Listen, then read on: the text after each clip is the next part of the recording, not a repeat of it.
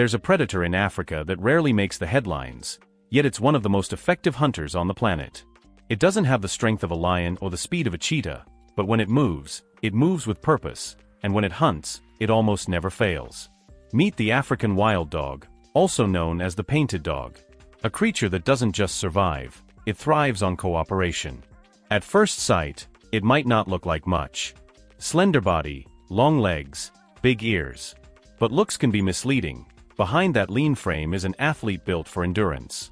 African wild dogs can run up to 44 miles per hour and keep going for miles. While other predators rely on quick ambushes, wild dogs chase their prey down over long distances, wearing it out until there's nowhere left to run. But they don't run alone. These animals live in tight packs, and what they lack in size, they make up for in teamwork. Their hunts are so well coordinated that around 80% of them end successfully. Compare that to lions, which succeed only about a quarter of the time. These dogs are in a league of their own. But are they really dogs? Or are they closer to wolves? The answer is neither. African wild dogs are not domestic dogs gone wild, and they're not true wolves either. They belong to their own separate branch of the canine family, under the genus Lycaon. One of the clearest signs of this is their feet. If you're enjoying learning about this incredible animal, feel free to hit that subscribe button. We've got plenty more wild stories coming your way. While most canines have 5 toes on their front paws, wild dogs have only 4. This unique structure helps them run more efficiently. Their jaws are powerful, and their teeth are designed to rip through meat quickly, allowing them to eat fast before other predators arrive.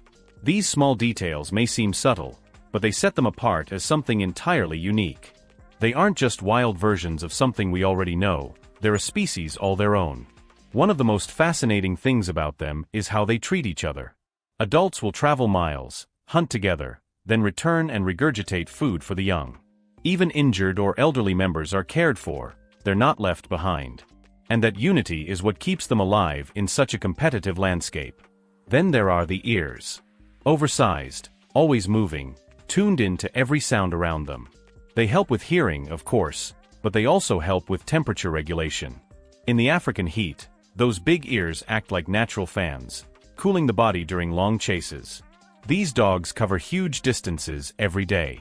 A single pack can travel more than 30 miles in one day in search of prey. That's why they need wide open spaces to survive, but those spaces are disappearing. Decades ago, African wild dogs roamed most of sub-Saharan Africa.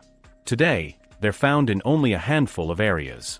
Roads cut through their territory, diseases from domestic dogs spread quickly, and encounters with humans often end badly for the pack.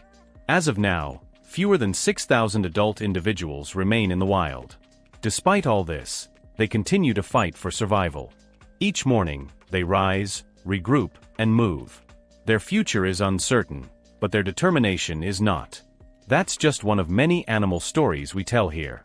Hit that subscribe button and join me on the next wild adventure.